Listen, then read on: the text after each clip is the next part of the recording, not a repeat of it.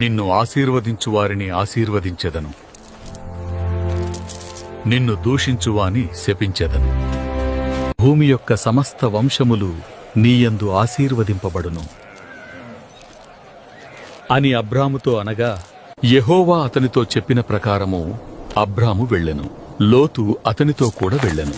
అబ్రాము హారాను నుండి బయలుదేరినప్పుడు 75 ఏండ్ల ఈడు గలవాడు.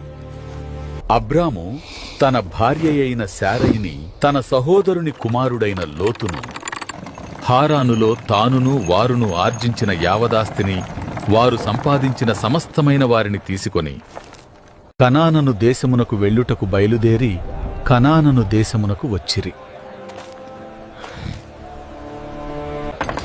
అప్పుడు అబ్రాము షెకెమునందలి యొక్క స్థలము దాకా ఆ దేశ సంచారము చేసి